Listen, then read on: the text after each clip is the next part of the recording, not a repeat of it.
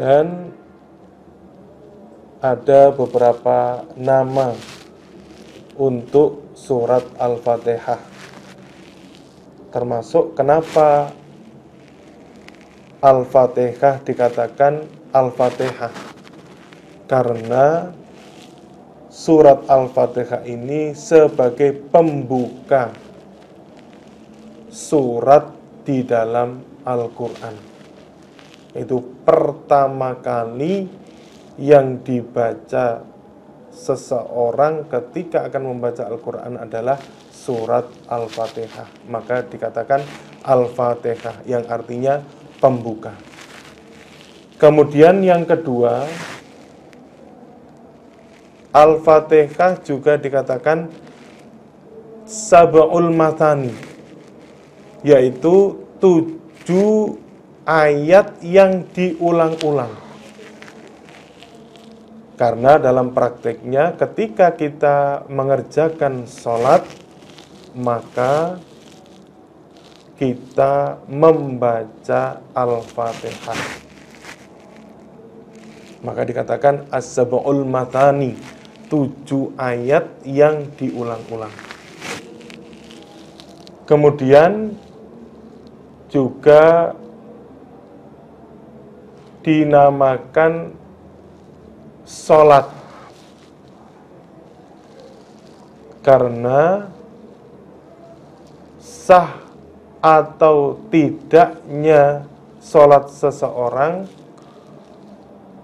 tergantung ketika dia membaca surat Al-Fatihah atau tidak.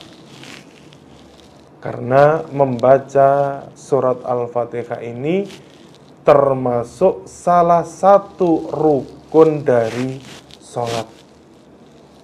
Makanya ketika seseorang mengerjakan sholat, dia sengaja tidak membaca surat Al-Fatihah padahal dia mampu, maka hukum sholatnya tidak sah. Maka surat Al-Fatihah ini juga dikatakan as-sholah, yaitu sholat. Dan ada beberapa nama yang lain.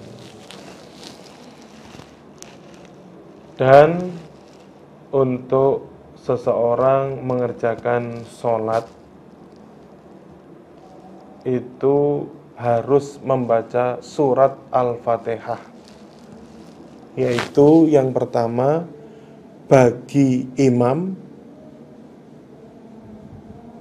kemudian bagi orang yang mengerjakan sholat sendiri, maka dia ketika sholat maka dia harus membaca surat Al-Fatihah.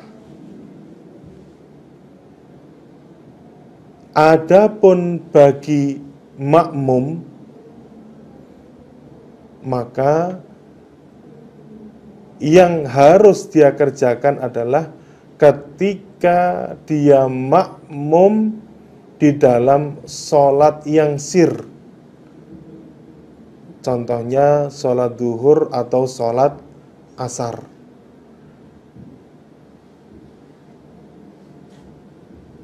Maka dia harus membaca surat Al-Fatihah. Adapun ketika sholat jahriyah, maka dia tetap diusahakan membaca. Tapi kalaupun dia tidak membaca, bacanya sudah ditanggung oleh imamnya.